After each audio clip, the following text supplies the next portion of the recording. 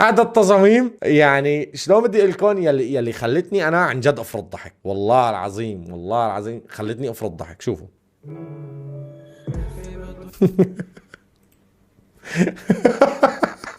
هاي الصورة قصي صورة لانا وحط انا هون يعني جد والله يعني صفنت هيك قلت لا لا لا لا لا لا. هذا الفيديو مش كتير مهم، تمام، مش كتير مهم بالنسبة لي. هذا الفيديو أنا بالنسبة لي خليني أقول فور فن، تمام، كرمال إنه اتسلى مش أكتر صراحة يعني. فإنه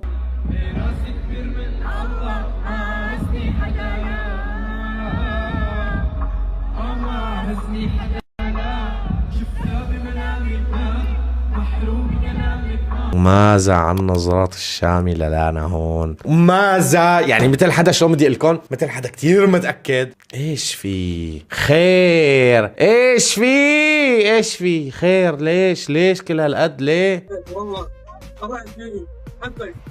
تفضل تفضل استاذ علاوي، انت وياي، تفضل تفضل استاذ علاوي.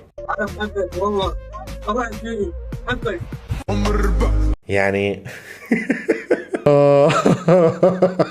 الفيديو ما له دخل بحفلة دبي اللي صارت من يومين، تمام، وعالم عم بتقول مو لانا لبيسو، قال لبيسان مو لانا، مو لانا لبنت صغيرة كانت عم تبكي. هو فعلا لوحدة من الفانز تبعه بنت صغيرة عم تبكي، فقال لها فليكو الشامي. شوفوا الشامي رغم صغر سنه عمره 22 سنة، من الظروف يلي عاشها والمرق فيها وامتحانات الدنيا يلي انفرضت عليه، عملت منه ميكس غريب. جوات هال 22 سنة في عقل شخص بالغ راشد واعي أربعيني، شخص ذكي كل تصرفاته محسوبة، كلماته كلياتها مدروسة. فهذا التصرف ما حيطلع منه للعلن، دام الجمهور كلياته يقول للانا لا أنا بحبك. اوكي، خلينا نحن نكون متفقين انه الشامي اوعى من هيك بكتير. فيكم انتم تشوفوا هذا الشيء، انا بيطلع لي كتير مثلا مقاطع للقاءات صحفية معه، لحدا عم يسأله سؤال فاجوبته جدا مدروسة بطريقة غريبة، فما عم بيقول لا لا. تمام، خلينا نطمن نحن من هاي الناحية. غير الريبوست يلي عملها يا لانا بفيديو على حسابها على التيك توك